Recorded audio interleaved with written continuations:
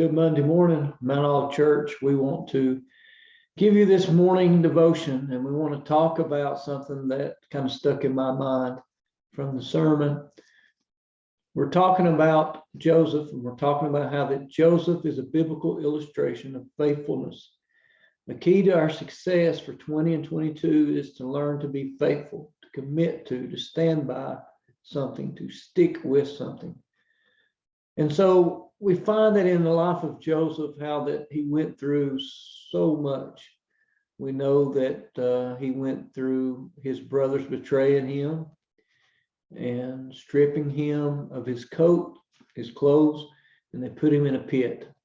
And, we stop and we think about what that had to feel like to be mistreated by her family. And then we have talked about in this series how that he then was sold into slavery, what that's like to be oppressed, to be controlled by something else. And then how that Potiphar bought him as a slave and he prospered in Potiphar's house. And then how that he was falsely accused by Potiphar's wife. Potiphar got angry and threw him into prison. So he's mistreated by false accusation, mistreated by circumstance, and mistreated by the action of others.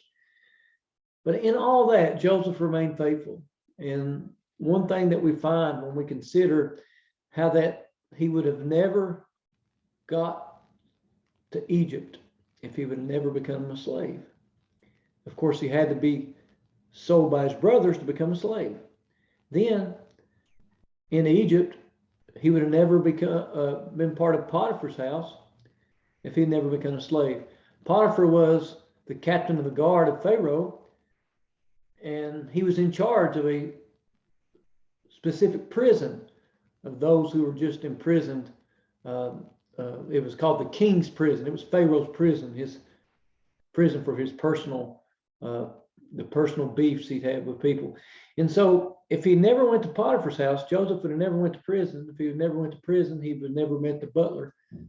And by not meeting the butler, he would have not been able to get to Pharaoh. And so the point of all this is that in all this, Joseph may not have been able to see it, but through it all, God was working for him.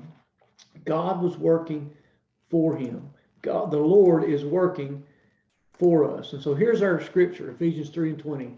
Now unto him that's able to do exceedingly abundantly above all that we ask or think, according to the power that worketh in us.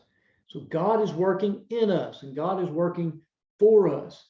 And he's able to do exceedingly abundantly above all we could think or ask. And so I want to end with this.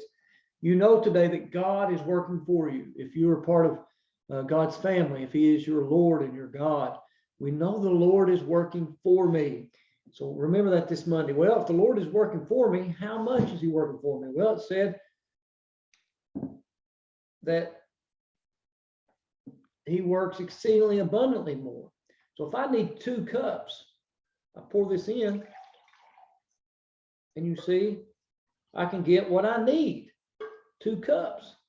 God is efficient to work all that I need, but it doesn't stop there. He says he works in abundance. So that means I have plenty more, right? I have more than, I have plenty. So that is God's work in abundance in our life. But then it goes even further.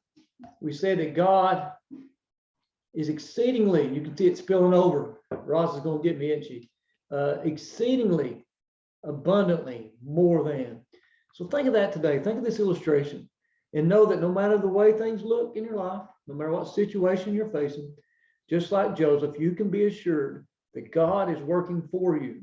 And if the Lord is working for me, then he can do more than, he can do exceedingly more than I could ever think. Have a great Monday.